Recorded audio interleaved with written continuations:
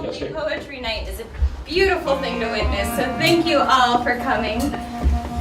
My name is Courtney Terry. I work at the public library here in McMinnville, and we partner every month on the first Thursday at 6 p.m. with Dan and Nancy, owners of the gallery at 10 Oaks, to hold these poetry nights. Okay, we're gonna go ahead and get started. Thank you all so much for coming to our first poetry night at Gallery at 10 Oaks after the summer break. Hope it was a great summer. So glad fall's back. We'll see because we have poetry again. Thanks. So we actually, we're jumping right back into our poetry events this. Somebody left their Pinot Gris on the counter. Oh no. Oh, I wondered if that was you, Mike. That's before I drank it. Crisis averted. So we do actually have a few other events that are coming up. If you don't mind me gushing about the library a little bit for a minute. Thanks.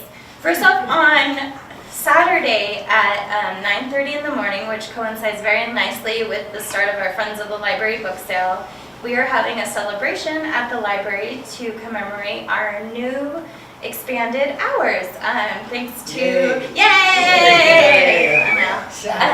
Yes. So we're going to be open an hour later on Friday nights, 3 hours earlier. So we're going back to opening at 10 a.m. on Saturday mornings. And then we'll be open an earlier hour, so we'll start being open at noon on Sundays. And so we're kicking it off with pastries, which is a great way to celebrate anything, honestly. So that'll be this Saturday. And then we'll be back here at the gallery on Thursday, September 20th for another Paintings to Poems events, which for those of you that have attended those, they're really fun. We basically give you free reign of the entire gallery. You find a piece that you like for any reason. Maybe you don't like it, but maybe you really want to write a poem about it. That's fine too. And then we give you about 45 minutes to an hour to write a poem based on a piece of art that you see here in the gallery. And then we have a open mic reading afterwards. But you can come in early. You can, yeah.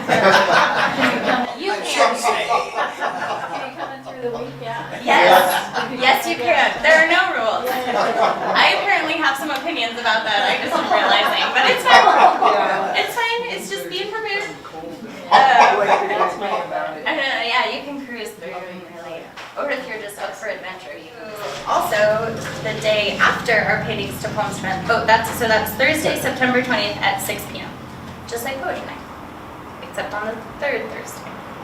And then on Friday, during the third Friday on 3rd Street event, which is the Art and Wine Walk they have in downtown McMinnville, we have Mike and other wonderful volunteers will be offering a, thanks.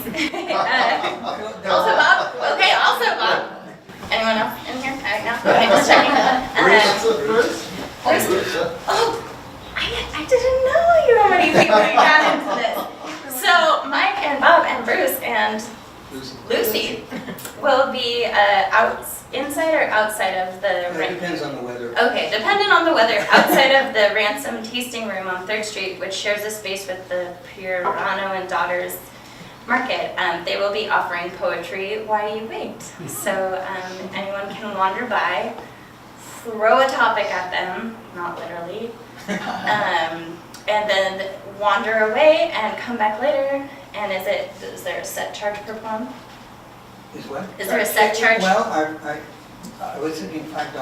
Okay. It's a donation for the... So yes, so you get a poem while you wait, and it all goes to funding adult programming at the library, like Poetry Nights. So thank you very much for organizing that, even though I'm the one up here being like, go everyone! But that'll be really exciting. Also, not public library related, but I feel I should mention, next Tuesday at what time? 5 o'clock. 5 o'clock at Nicholson Library. Jose will be doing a reading from his newest book. So, yeah. So there are so many poetry events that are happening this month all over. Mark your calendars now, October 27th at 2 o'clock in the afternoon. It's a Saturday. We're having a National Novel Writing Month NaNoWriMo writing workshop. It's specifically, we have Maggie Stuckey, who has done workshops at the library before, and she will be giving a workshop on nonfiction writing for publishing. So kind of just a jumpstart. Even if you're into fiction, you can still come. It's fine. When is that? October 27th at 2 o'clock. You'd think I put these things in the calendar, so you'd think I'd remember them a little bit quicker, but yeah, so that's what's going on. And so tonight we have Kelly Terwilliger. I could do literary literally, but oh no, I can't. Reading from her book from our Arley Press. No one's gonna help. Arley, okay, thanks. Riddle, Fish Hook, Thorn, and Key. So she does also, after the reading, if you'd like, she does have copies for sale. I very much encourage you to purchase one. And I will open it up to her. One more bit of housekeeping. This microphone here is for Caroline, who is recording tonight's open mic for our local MCM 11 channel. It doesn't actually make your voice louder, but it makes it so the folks watching this at a later date will be able to hear it. So if you're wondering why it's short and off to the side and not magnifying any sound, that's why. So just technical non-difficulty. And with that, Kelly, thank you so much for coming, and please. Yeah. Thank you for having me.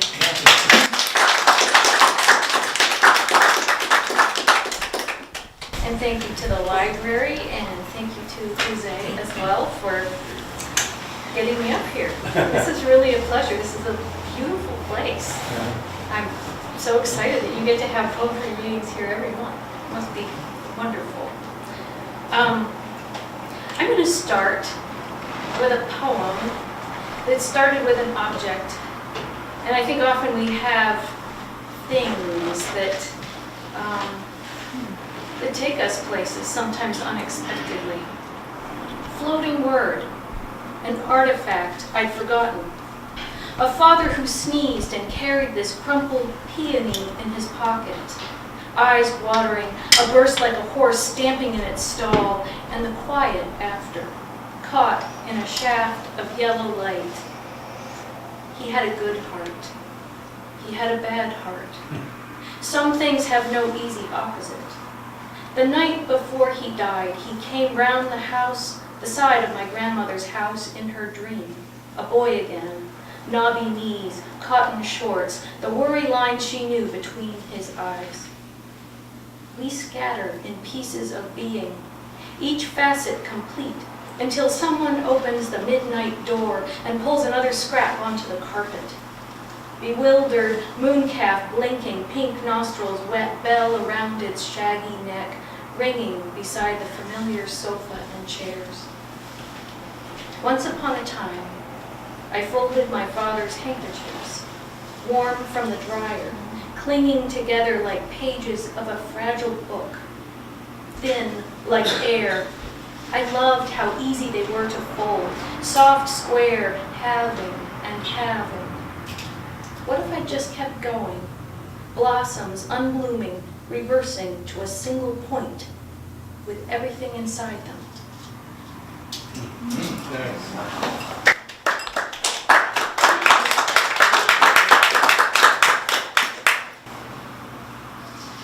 This next poem is called Under the Pillow.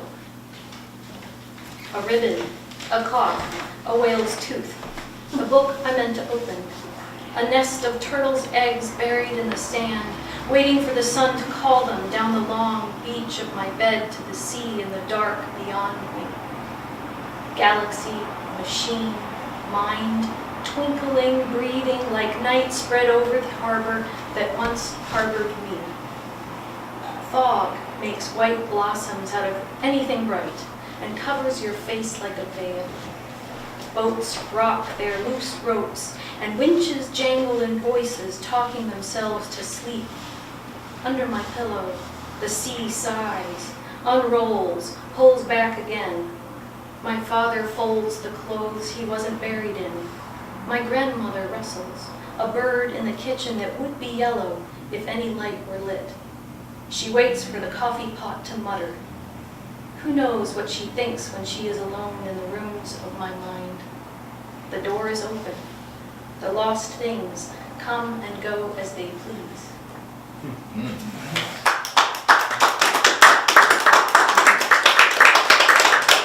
This next poem, it's called The Hillside. Shadows recline long and lazy. It could be dozing anywhere. Who feels the breathing and feels sure? The whole hillside lies with one eye open.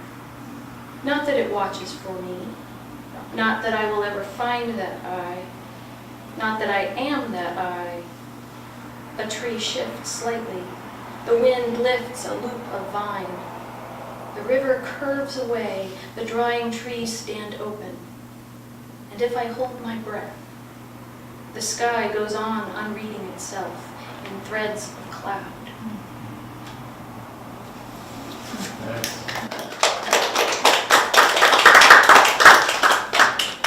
The next three poems, I guess I would say, are also landscape poems, but they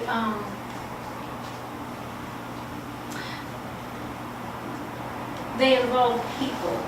And of course, you know, our relationships with people, I think, affect our relationships with the spaces we occupy as well, and vice versa. This first one is called Fall. In shagbark hickories they run and leap, high where the branches begin to bend, or so I saw them in my mind. My uncle said, they have tough skins, not like rabbits. He said, the fox is bigger than the gray and not so fast. They'll sit and peer at you, even as you aim. He said he told a guest once, sure they were eating chicken, tree chicken, and he chuckled. He didn't say hunger, just that going into the woods you have to know how to wait for a kind of quiet, to let it fill with subtle sounds. You have to let the world resume as if you weren't there. Coming home from hunting, he was always most awake, his mind clear, trailing the blunt, eager smell of broken twigs. After he'd gone, I found a piece of ginger root, forgotten, shriveled to a dried squirrel's paw. Could you wear a ginger foot to ward off hesitation if you needed? There's a tumbling down from spangled branches, old mansions through which a body falls and falls, tail trailing last. If you're quick, you can catch them before they hit. They never have to touch the ground. If you catch them in your hands, soft, still warm.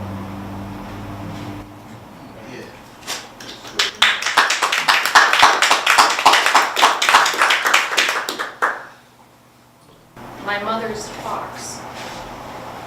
She saw it once, on the road, of her childhood where the pond and the woods curved away. At the shadow's edge, an exclamation point, leftover grasses whisking, and I can't remember exactly how or if she described it.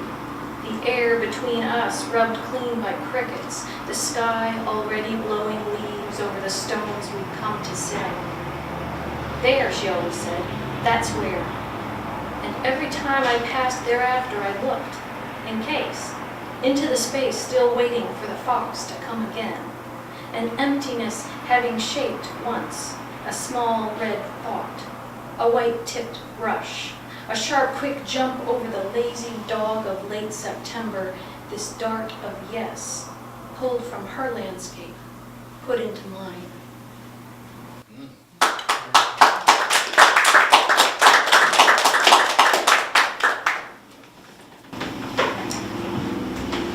And now, Hard River. The photograph is the kind usually discarded because the child you wanted to save forever looked away just then. He was throwing a rock into the river. His body turned to follow what happened next, a little splash. The current drives beyond him, fast and drowned with rocks dragged down the glacial valleys. But his hair floats in the sun. You could put your hand into its whispery fuzz. If you sat down, he'd climb right into your lap. He'd lean against you because he is ready for anyone's kindness. What does he know? Round baby fingers curl as the rock disappears. The distant sun rests briefly on bare legs, and the rocks, ancient and loose. Everything ancient and loose. Who belongs in a place like this? Someone said, watch, and here, try, and he did. His awkward throw, the river rushing so fast it could sweep him away like a fly. Can you see how the picture needs him? The child's soft blur, the effortless trust in a landscape that doesn't care if it's trusted or not. The clamoring, the roar of the river, the wordless roar. Wow.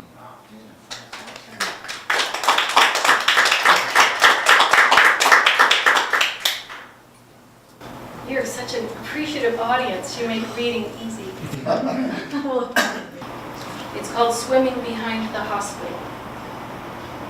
Green blackberries on the bank and a black and yellow snake unlacing the dry grass, and day falling away into blue, blue, clear blue, the sky's thin goblet rim ringing where you rub against it. And if you edge down the rocks behind the hospital, the river goes swift, strong enough to carry a body away. But kick hard and you'll catch the rocky wrist of the island laid out in the sun like a man sleeping, the water rushing by his arms, by his side. We let ourselves fall into the green muscle of current and fly with it, then fight it, crossing onto dry rocks, the sun leaning over us, the air thick with eagles and herons folding into gone. No one stays for long. But those cool green arms can hold you. You can go and glide and wrestle back to dry light.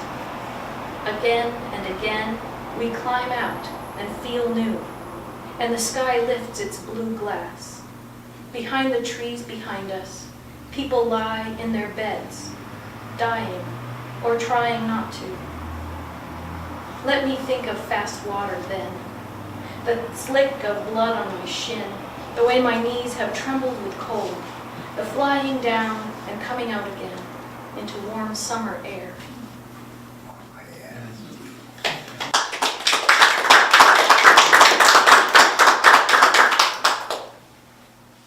So this poem is called Incoming. Do any of you ever make it to the coast? Yeah. Okay. For sure. Incoming. A swirl, a skin, a fingerprint of foam. The seaweed hour commences. Wet dresses in bunched masses, a mussel shell caught like a lost canoe, and little crabs bubble-drenched, skittering the banks of islands just invented. Crisps and clumps of what has died and dried line the beach and everywhere around each curve of light and stone. Water, its little sound embroidering the edge of stillness. The sky's already drifting. Our boat will soon float free. The rocks rising slim, slimmer, until they're loose, a glimmer underwater. And we lie speckled in sand and shells, elements repeating themselves, smaller and smaller, vanishing, alive. Which are we? Which are we most? Seals rise through the roof of the sea to look at land and sky. They stare, exhaling, nostrils flaring, then tip their heads up and slip down the wet chimney of whoever they are.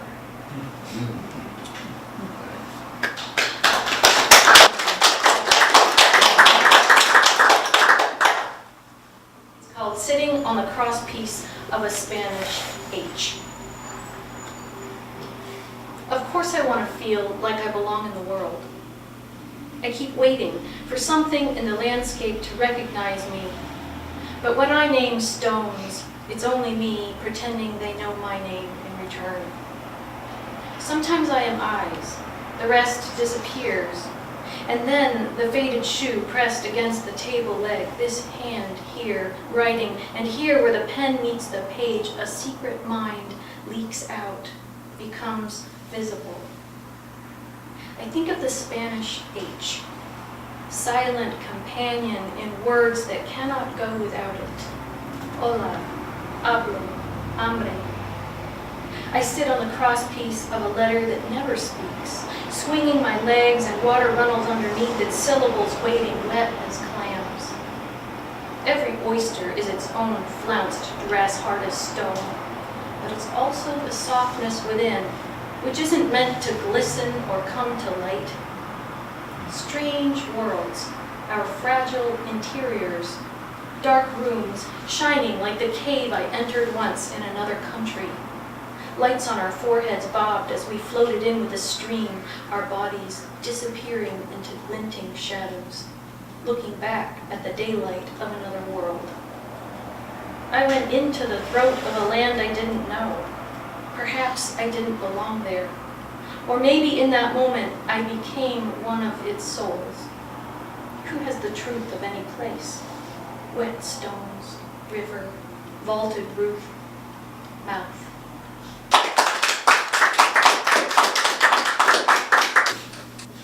What story does he need? The boy who makes faces when anybody speaks, lewd beyond his years. The playground is empty hours after the school day ends. There's a lost umbrella blown inside out like a flightless bat, a piece of night torn and thrown into the path of an unnamed day. And here's a paper bag with 2 ripped holes. Whose puzzle face? I say, once upon a time. He doesn't blink. I say, a snowy owl might look just like a grocery sack in the middle of a field. Until it turns its head. Until it opens in a shudder of snow.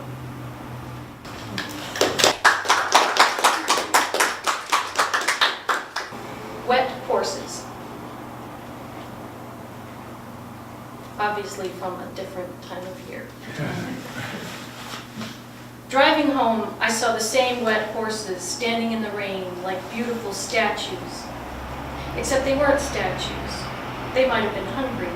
They might have been cold. Their legs fringed with earth pressed into the heavy muck beneath them. Ears flicked stillness after each car went by. The shawling rain, the shag of mud, the whiskered trees outlasting any passing. I've let standing horses stand for dreaming in a still field. I've let them hold for me a quiet place as I continue on, too busy to linger. But what if, seeing, I stayed, let myself fall into the well of other lungs, secret bellows sucking in the cold sky and blowing it out again. Inside the horse's mouth, behind thick teeth to hunger's bitter heat. Feel another body's terrifying heaviness. It's not that far. Driving home, I see the same wet horses. I know nothing of horses. Dreams standing in a field, watching me pick my way through sodden grasses, watching the warm bucket slosh against my legs, the towels sway. Here, I'll say, easy now, and lift their feet, one by one.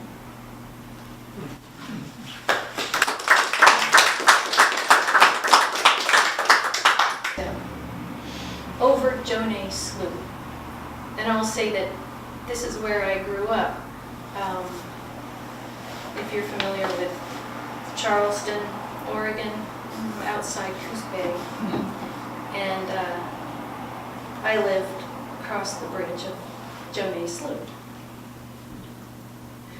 I was afraid to look at his swollen mouth. I was afraid to look at his eyes. He was bigger than the other boys and he smelled like danger.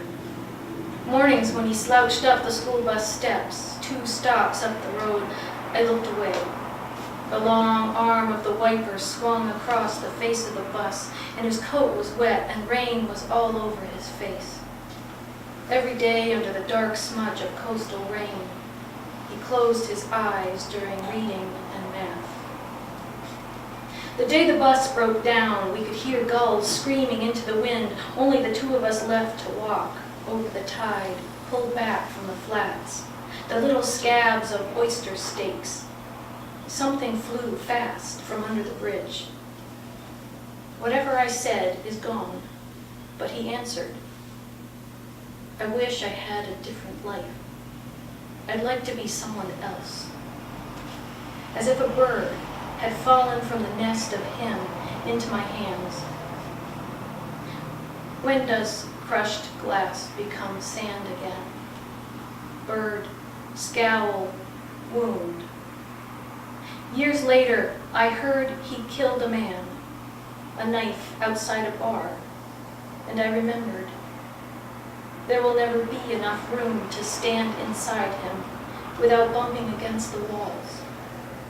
And there I was all those days, the smell of desks, chemical dust, sweat, blooming damp beneath my cheek when we put our heads down on our arms, when the teacher needed a little quiet.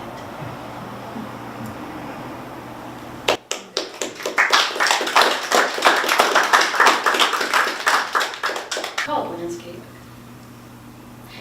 You could see where the horses had been, droppings heaped like cairns over pine needles, tiny lines of crisscross light.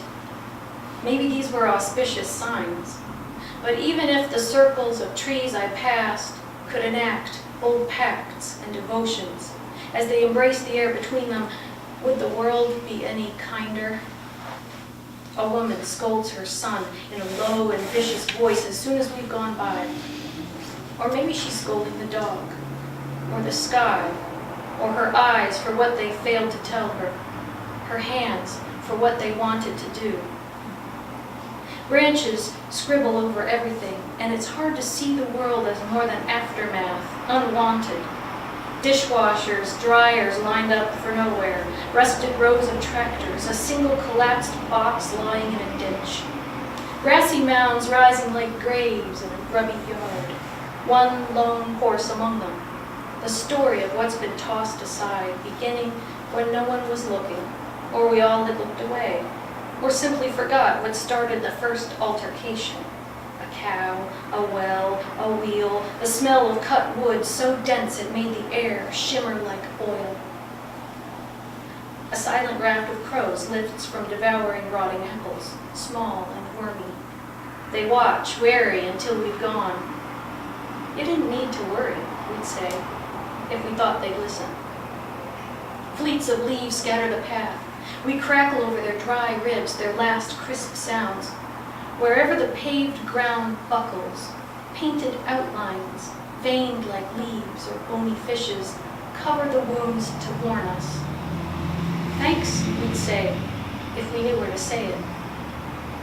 Wanting hangs in the air like smoke that can't quite rise. Heaps of smoke, heaping softly. A man once stood in an empty field and watched the sun dissolve frost from everywhere except beneath his body's shadow. His neighbor, not wanting to interrupt what he didn't understand, left a heap of turnips at the shadow's feet. I want the gesture that lets you be more.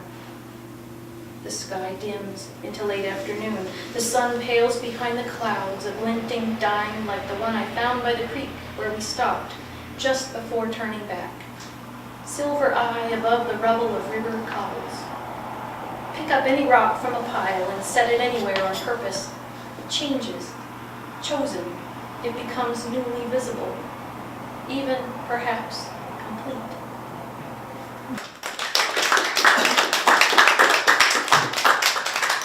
Called Swing Song. The afternoon floated down around us. My son flew into the warm air, and I felt forever linger somewhere between leaf light and swing. My son flew into the warm air, his hair floating up, somewhere between leaf light and swing. He looked like I once did. His hair floating up. Every time the swing came back, he looked like I once did in a reverie of trees. Every time the swing came back, I sent him out again in a reverie of trees, how he flew and returned. I sent him out again to the sound of distant children, how he flew and returned, quicksilver child in one quiet arc. To the sound of distant children, the afternoon floated down around us. Quicksilver child in one quiet arc. I felt forever linger.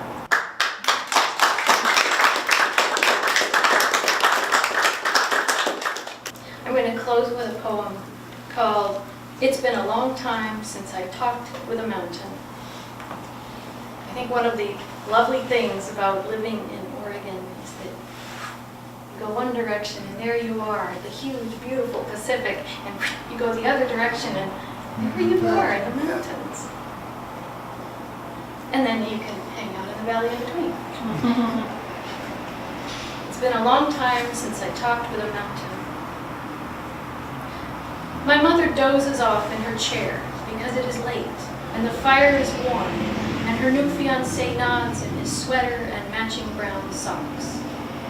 Light quivers in what still fills a glass on the table beside her. Another moment we might paste in a book to look at later and sigh, because we can see on the page what by then has gone.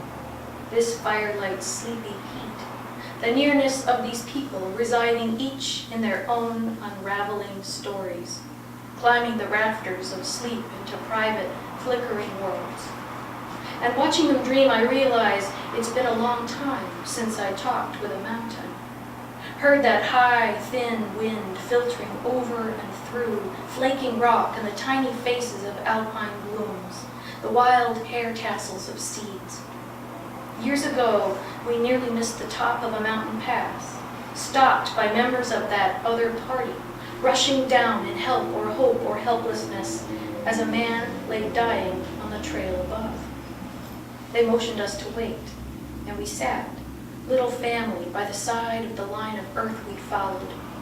Dust became apparent on our legs.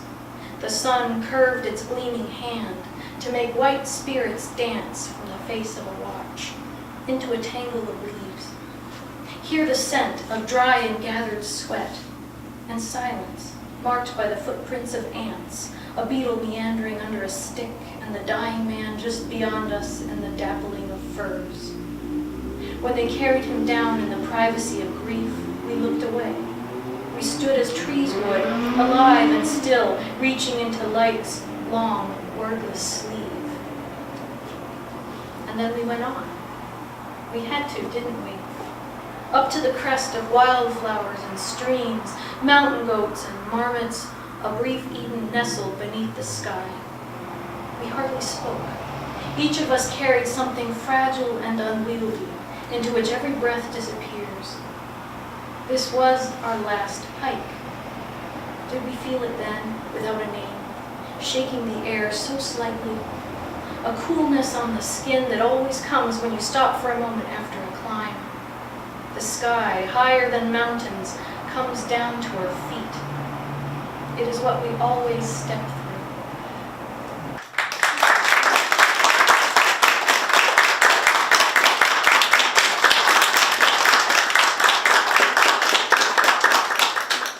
It's been a real pleasure. Thank you very much. And I look forward to hearing your poem.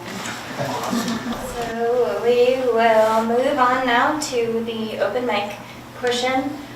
Somebody asked me earlier if there was a list, and there's not.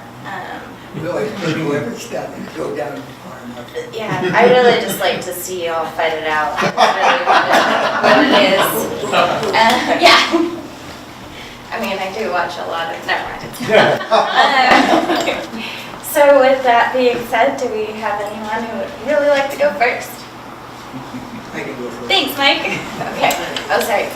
So we'll go Mike and then Steve. We can do two at a time, so at least we have a runner-up going. You want to do it? Well, now he's second. So you're first. If you want it to. This is only one poem. It's actually not a poem. It's there's something in called flash fiction, and then there's within that there's something called the 100-word story, which is really kind of a poem. I mean, it's this hybrid. So, and there's a number of journalists, online journals. One of them is even called 100-word story. So I tried to write for that. And this is a 100-word story, 98 words actually. And you've all probably, if you're readers, and you probably are here because you're readers, you may identify with this. Page 40 came loose. My reader looks at the cover, Then opens my ledger. Second printing, August 1970. I'm 48. Ancient for a 95-cent paperback. Meant for a quick read and a short life. I'm fragile. Each page is a joy and an agony. My last read, and the reader knows it. They hold me tenderly. I'm coming apart, but I'm happy. My reader finishes as I disintegrate with each turning page. What better destiny for a book than to be in the hands of a loved one while you tell your last story?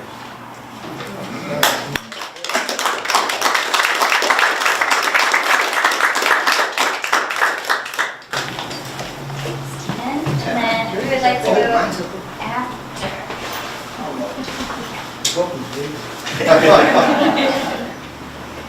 Thank you. So I have two short ones. I've been writing poems that were serious things, love and death and religion, and I think I read somebody else's poem that was a lighter topic. I thought, that's what I need to do. I need to just find something and write about it. So this is what I'm doing. This is Last Night's Onion. Last Night's Onion was probably a Walla Walla, though, like a mail-order bride, might have flown in from Georgia. Exhausted by the journey, she dozed on a bed of rice, curling wife-like, translucent, yielding sweet around her porky husband. And yet this morning, left over, but with no hint of shame, I discovered her snuggled against eggs and a muffin, once again, perfectly demure.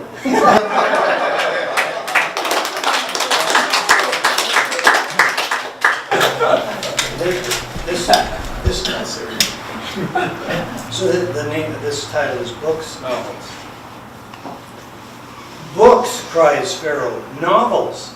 If I had some goddamn books, I could live 100 years, 1,000. Astronaut, detective, ball player, count, peasant, soldier, magician, lover, cowboy, knight, deep-sea diver, race car driver. Night after night, says Pharaoh, day after day. A new land, a new gig, a new time, anew. But no books, novels for me. Scrolls only. Wheat yield, stones quarried, wages paid, taxes due. Alas, Pharaoh says, for my other life, they'll pull my brain through my nose with a brain hook. They'll make my innards outers. And all those bandages, oy vey, proclaims Pharaoh a final time. Books, novels, what I wouldn't give for some goddamn books.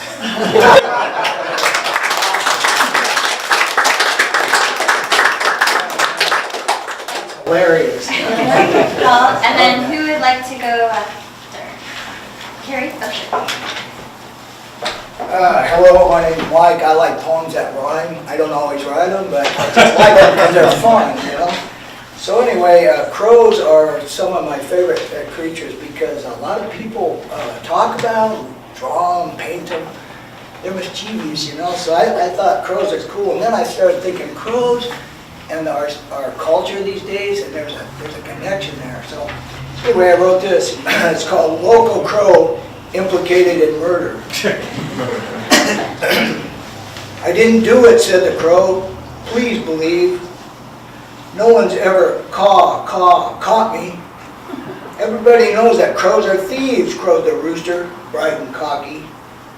Who are your cohorts, offered the prosecutorial owl. I should hate to have to file a report implying that crows are foul.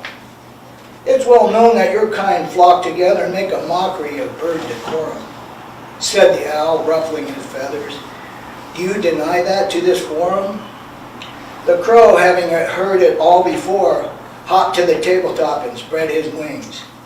We were all seeking something, he implored. My eye is drawn to shiny things. He continued, do not all my feathered friends gather seeds, sticks, and leaves each day? No one seems inclined to apprehend the sparrows, wrens, or jays. The place was jammed with spectators.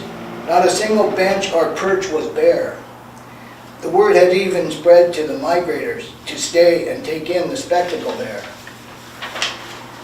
The robin cocked his head as if to listen for a tasty worm for lunch. Instead, he heard the courtroom commotion. "Who's on trial?" he asked the finch. "It's the crow again," said a nearby vulture. "Who else garners so much scrutiny? If robins were the subject of such a culture, you know there would be mutiny." Inside, the crow squawked, "Why all the fuss?" as he eyed the owl's watch and chain. "Maybe you all don't understand us. We're hardwired to obtain." Before a verdict was handed down, the local cat was spotted nearby. "Court is adjourned," screeched the owl as he spread his mighty wings to fly. The worm made a clean getaway, and the crowd beat a quick retreat. A crow was spotted leaving the scene with something shiny hanging from his beak. And there is a connection between, some lives that matter and so forth. So anyway, thank you. Appreciate it. Carrie, I have 2 kids, and every summer, invariably, one of them will bring me a shoebox. And I know, before I lift up the lid, that there's going to be a barely alive bird in that shoebox. And this summer was no different. I was given a box. "Mom, you gotta help them." And there were 3 struggling scrub jays in the shoebox. And so I took them in and I did my best. They're adults now. Well, one survived. So I brought a picture. I have a wild bird, but he hasn't quite learned how to be a bird. And so he hangs out with me.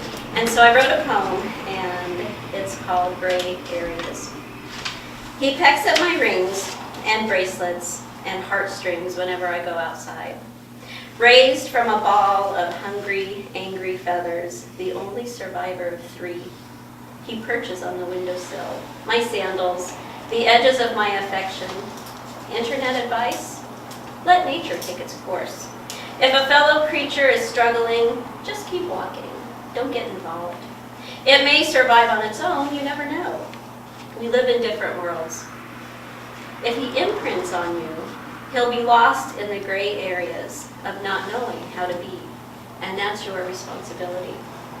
Not quite sure now how to be a real bird, he waits. The other jays ignore him. They don't speak the same language anymore.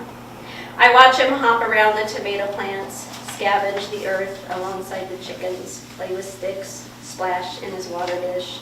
It must be a lonely life, enveloped by wings and the infinite freedom that will carry him anywhere at all. He lives in the gray area between the backyard gate and the house. I say to myself, I want you to leave me so I can stop thinking about you and caring for you. But I don't mean that, really. I'm content you chose to stay, for now, imprinted onto the gray areas of my life. You chose the blackberry bushes and the company of a woman who dreams she can fly. Wow.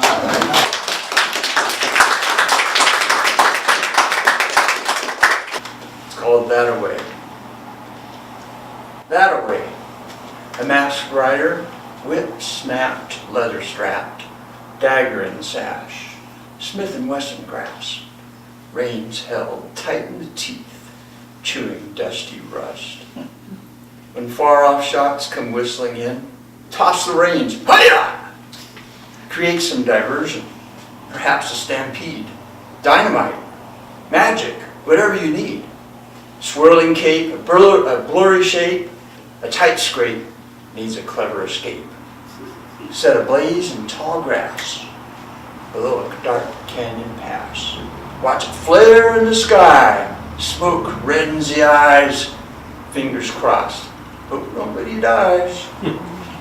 Later up through the trees, under far galaxies, reclining vagabond lulled by curling smoke, gentle embers to poke.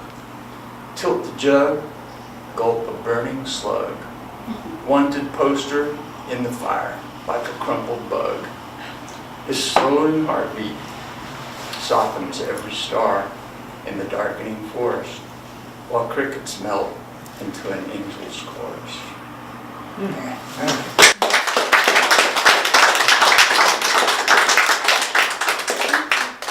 I actually interned with Dan and Nancy over the summer. Great.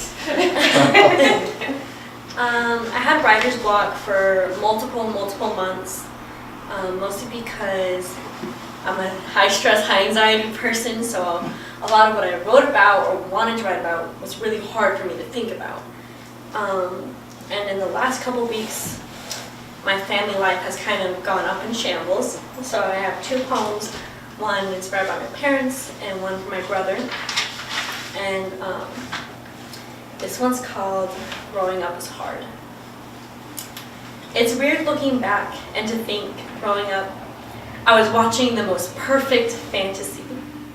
A girl and a boy fell in love in college, and of all the problems, race was never one.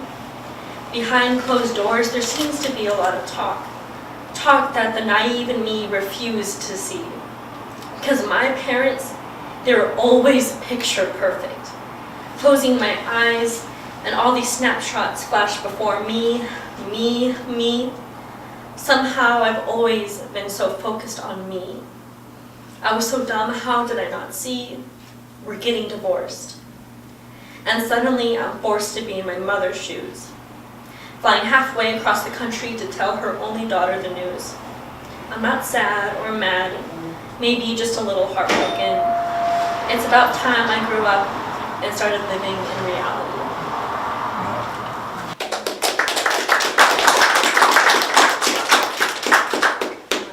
And then this goes to my little brother. He hasn't heard it yet. And for those of you who don't know, I come from a very multicultural background. I'm Latina, my little brother's black.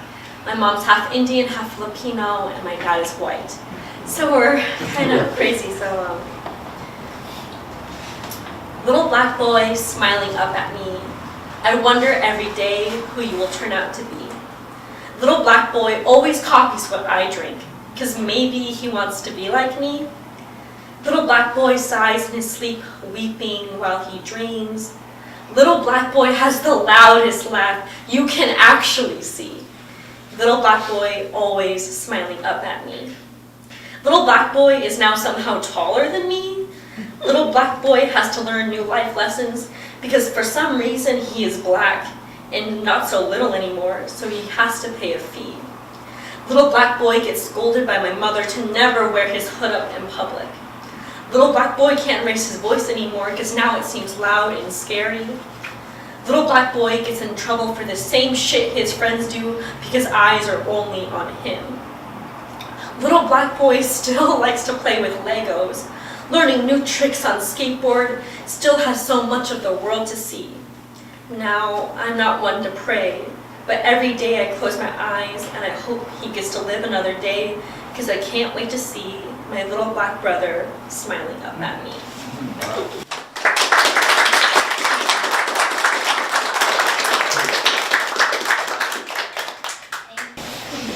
Kelly, what a job, everyone. Love hearing your poems. I have a reading next Tuesday. Courtney, you're very graceful in announcing that, and I'm grateful for that. Next Tuesday at the Nicholson Library at Norfolk College, 5 p.m. I will be reading from this book and a couple of my other books. I want to read 2 poems for y'all. The first one, if I can find it, this one is called Bombs. On the television, there is talk of 200 casualties. My youngest brothers pitch their limbs against the walls, push on the sofa, cannonball to their knees. My mother's head sinks into a cushion. She has fallen asleep writing checks. Children against brick walls do not pray, only try to remember their names. Little boys break like bombs, their voices of siren whistle and laughter of rolling rocks. A pen strolls across my mother's lap, streaks her white shirt with a black lightning. Her eyelids twitch. A soldier with a mic at his chin looks down as if he had spilt his words and was trying to pick out what he had to say from the ground. The lights of a truck at the window flicker to shadow on my skin. I run my brothers back to their room. Pitched on her side, feet flat on the floor, my mother does not hear the copper of her unzipped purse mouthing a wide, dark word. When I hear the grit of a key shoved into a doorknob, the pop and crack as it turns, I hope it is surrender. I hope it is 200 people resurrected and wanting to spend the night. I hope it is my mother 12 years ago, hair permed and heavy on her neck, full makeup and a Saturday dress and heels, come back to ask, "You sure I look all right?" I am meeting a man of millions who owns a furniture store. That's good, right? I mean, I look good, right? No more mayonnaise sandwiches after tonight, mijo. Only steak, only the best, you and me, and a man who knows nothing about cowboy hats or loaded guns.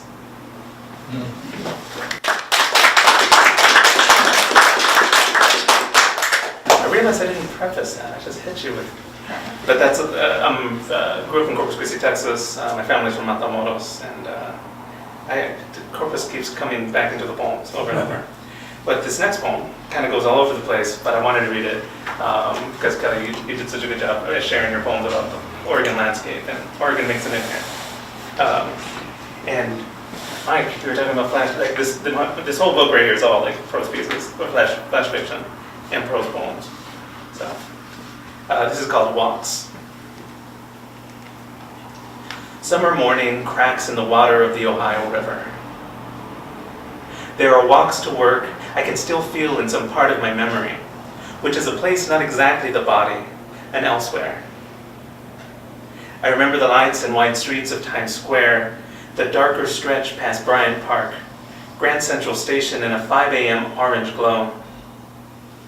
I remember too, thinking as I walked, that the Hudson and the East Rivers were elsewhere, coursing, keeping different hours. Nowhere in these thoughts the cracks I missed or didn't. Nowhere the missteps, only the shifts in the body. Walking makes you wise, a woman in Oregon said to me as we worked. Walked the same narrow paths around counters to tables, from tables to back rooms. Miles of taking orders, of cleaning, of reminding ourselves to breathe, of the now underfoot passing under breath. Elsewhere, the Willamette. Elsewhere, the Rio Grande. Elsewhere, my child's face reflecting past the sky. Thank you.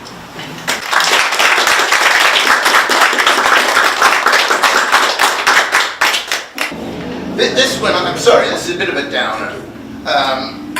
I would call this maybe a meditative poem. I was writing it in July and early August, and I heard on NPR they announced a podcast, whatever a podcast is, called So We're Doomed, Now What? I thought, well, maybe that shows that the assumption behind this poem is a little more widespread and generally accepted than I thought it was. If so, perhaps the poem's a little more accessible, so sorry, it's kind of gloomy. Put your bad faith on my shoulder. I'm going down to the dump. You better trash it before you're any older in these times of Donald Trump. Putting your head in the sand and your trust in the Lord, it's just something we can't afford. The lifeboats have all gone overboard, and the bosun's shouting all hands to the pumps. Global average temperature's creeping up, but it won't creep very long. Permafrost thawing will soon reap a crop of methane, 28 times as strong. The seas are rising and the air is getting staler. Millions starving down in Venezuela. Going fair shares taking in refugees is a complete failure. We don't need telling something's very wrong. All the world's governments are raring to do too little too late. For Earth has limited means of interring carbon, and the backlog this creates remains, absorbing heat in the atmosphere, raising the temperature faster year by year, so that even if fossil fuels were cut off sheer for years, the heat would rise on unabated. Why would they take a backloaded approach to a front-loaded threat? In part, lest those be incommoded for whose contributions they feel in debt. But they must see too, no practical plan would be sustained. Though right now is the time to stop a runaway train, too many have ways to avoid what's so palpably plain. They mistrust our hearts, and I guess that's a smart way to bet. The sufferers will not be we. Put it that way, make self-love complicit. Or a soothing parental Yankee ingenuity could lick it. Hundreds of ways to put off existential anxiety about our lifestyle leading to the breakdown of their society. St. Paul wrote the whole truth down in its entirety. The heart is deceitful above all things and desperately wicked. But to lie to ourselves in the face of extinction just seems so bewildering. Have we really no sense of disgrace at serving the future such an ill turn? Genealogists say not to bother to trace your family beyond 6 generations space. Past that, all lines of descent interlace. So that must be true in reverse. They are all our children. Fellow de se through stupidity. Nothing there to exalt. Our unending bloodiness none would pity, even with an interstellar gestalt. But what to that last dying human I'd wish could be said, like the judge's wish for the soul of one to be executed, like a divorced father putting his children to bed. Good night, Earth's child. None of this was your fault.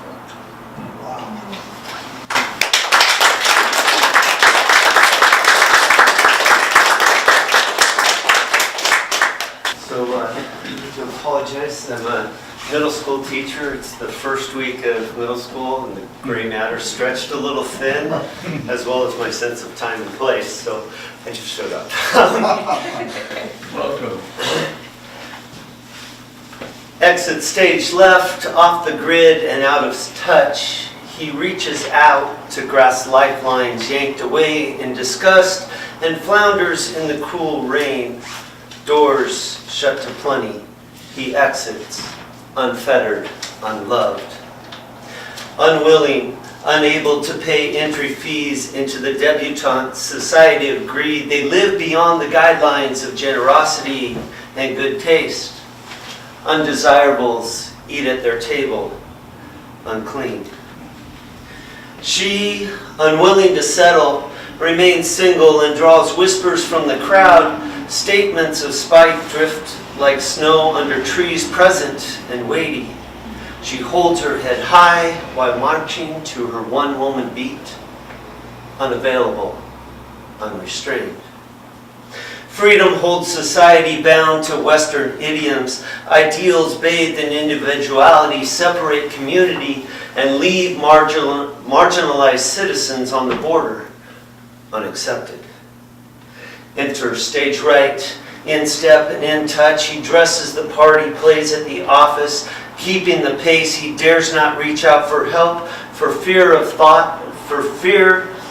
being thought weak, restrained, trapped, defined. They subscribe to the society page, manicured lawns and desert scapes. They set a table for the elite, never a misstep, not missing a beat. They mortgage their futures for appearance's sake, indebted servitude. And she believes the icons on her TV, lost to visions and twilight dreams. She only knows she is loved in the mirror of some man's eyes, incomplete. And we fight the battle to maintain our identity beneath the weight of societal expectations and norms, wondering why we comply, afraid to reach escape velocity, we remain in bounds, accepted.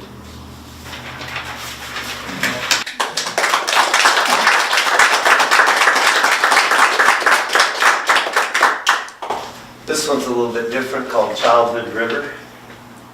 Fly rod in hand, I walk upstream in search of something lost on the Tilton River. The familiar river of childhood carving new paths through glacial rock. Natural courses changing through cycles of flood and drought. I stand here against the flow, alone. My dad held my hand here so I wouldn't stumble, and my friend used to wade these waters with me, braced against the downstream force. The currents of cancer had swept him from this world, but the whisper of his laughter remains. I left these waters seeking greater game, larger fish, and wilder places, traveling to blue ribbon streams. Today, I search for the soul of a tow-headed boy in shorts and tennis shoes who remembers the joy of casting to smaller, less finicky prey and the pleasures found in simplicity. Thank you very much.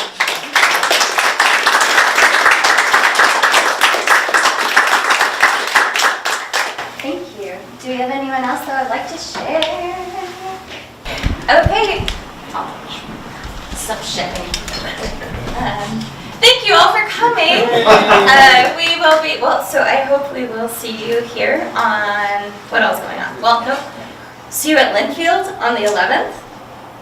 See you here on the 20th for Paintings to Poems. Hopefully see you on 3rd Street on Friday the 21st. You can always come see me at the library. We're open 5 more hours. But we will be back here next month on the 4th Thursday of October. The 4th. No. You mean the first No, Thursday on I the got October 4th. Okay. So I had the date right, but I had the day wrong, which is like, it's right to me. So first Thursday, October 4th, we will be here for another poetry night. And again, thank you so much, Kelly, for coming. Yeah. Please take a moment. She has copies of her book. Thank you all very much for coming.